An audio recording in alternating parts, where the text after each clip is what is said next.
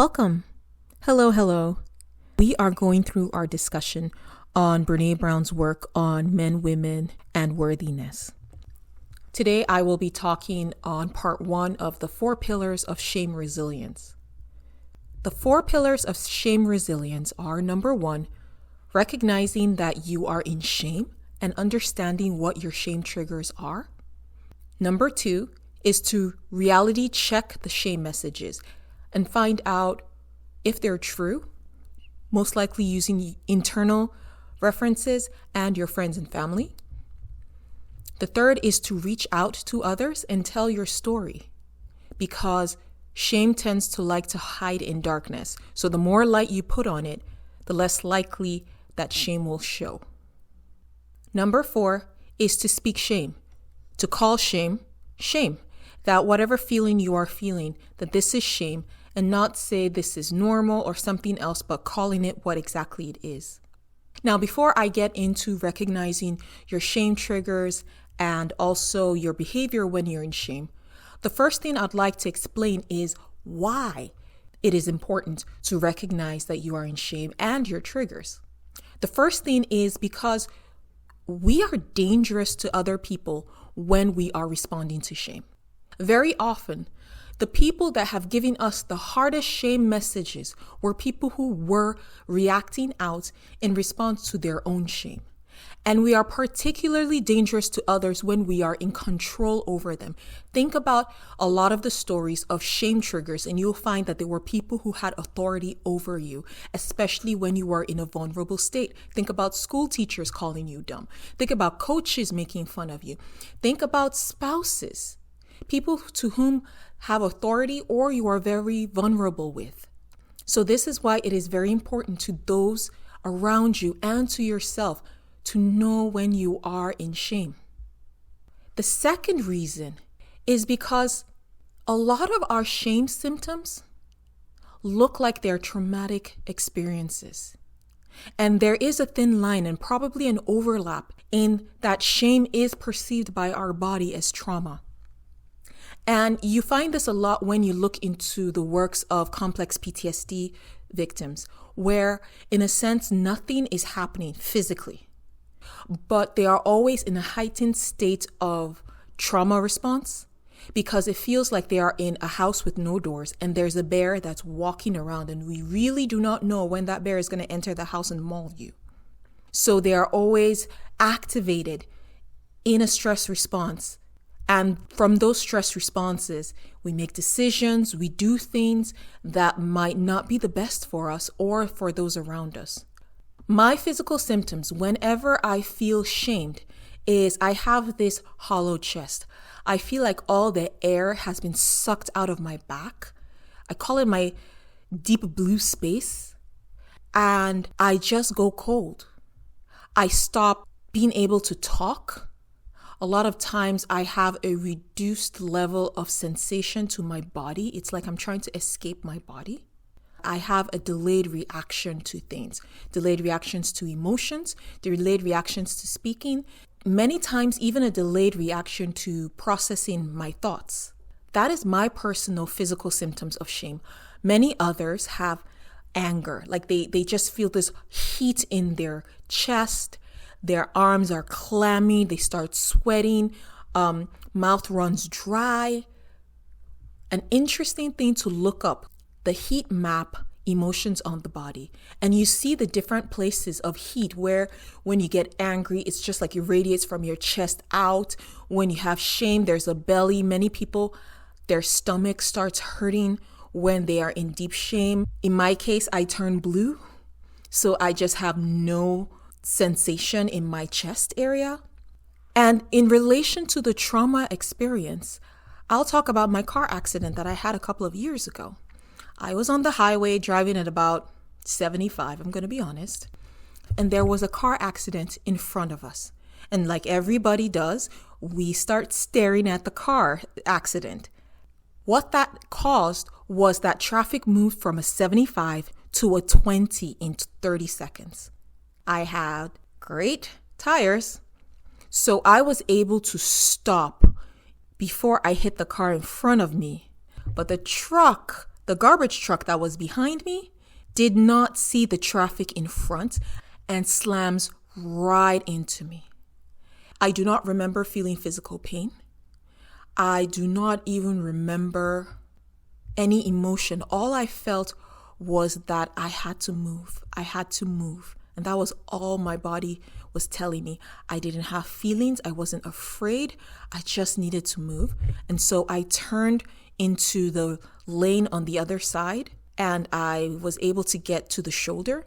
And after I had made sure that everything around me was safe, there were no cars that could hit me. 5 minutes later, my stress response started happening.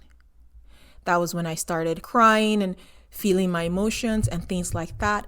The next day, I realized that I had whiplash. I had a concussion. I didn't know that at the time. I was just in this cold state. So it is perceived by our body as a trauma response. So it is very helpful for us to understand when we're in shame and process it appropriately so that we can get it through our bodies rather than holding on to it. Next, I want to talk about the 3 things we tend to do when we are in shame. And it is very necessary to recognize what that shame behavior is, because a lot of us do it based on our preferred flight, fight, freeze, or fawn response. However, all of these are a disconnection from the present situation. We don't want to necessarily sit in the discomfort of the shame, and so we do things to ease out of it. So the first one we do is we move away. And I find this similar to flight, where you avoid yourself, avoid your life, avoid your responsibilities to try to escape pain. So with my clients, the first thing I ask is, when was the last time you showered? I find that the first thing that seems to go is any form of self-care. And this is also me personally. I shower, I use a lot of lotion, I have dry skin. And so anytime I find out that I have been not using lotion, not showering maybe in a day or two, not painting my nails, or anything that I think of as luxurious self-care, that is a sign that I'm moving away. There's some kind of stress or shame response going on. Another one is memory. Whenever people start forgetting their tasks, procrastination, it is very common that that is a sign of moving away or trying to escape your life or your responsibilities so that you do not sit in your shame. And this one has a horrible way of being a self-fulfilling cycle. In that, for example, think about a parent who is moving away from their life, so they are not handling their responsibilities perhaps to their children. And then they feel shame that they're a bad parent. And then they run away some more. And then they neglect their kids. And then, so it just keeps on cycling there.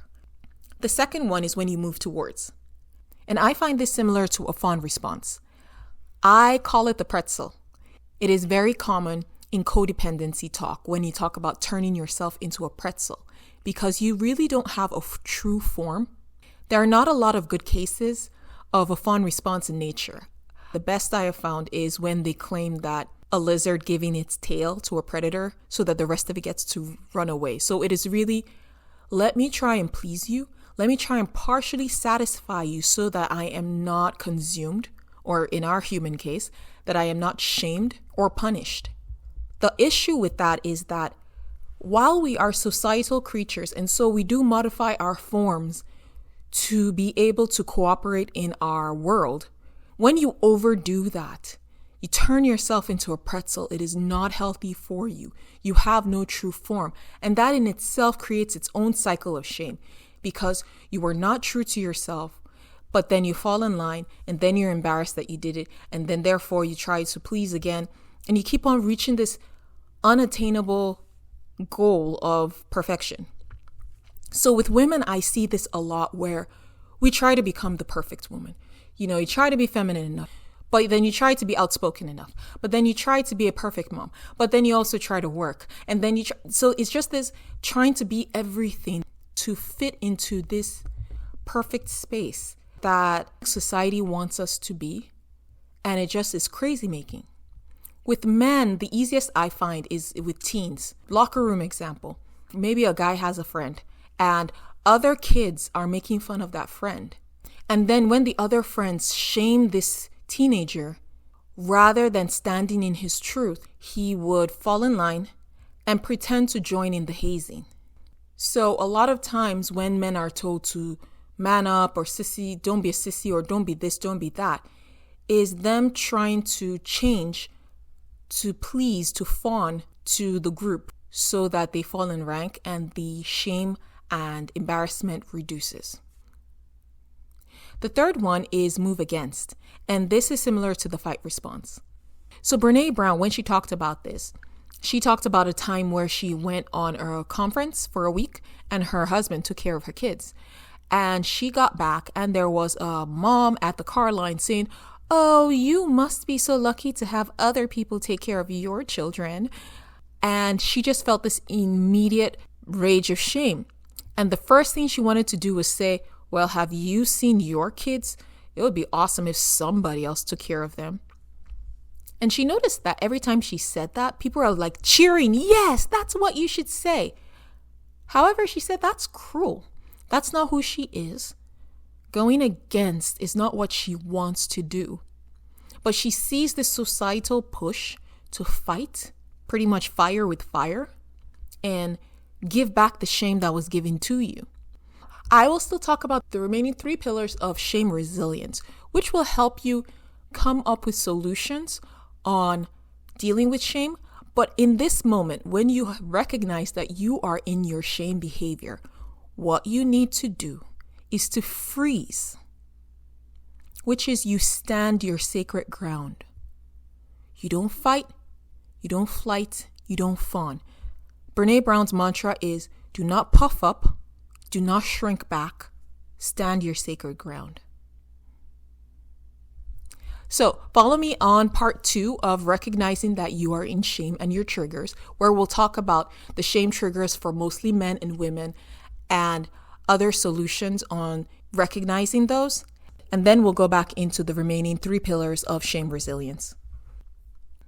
I hope this is helpful and beneficial to you on your journey of depth and wholeness.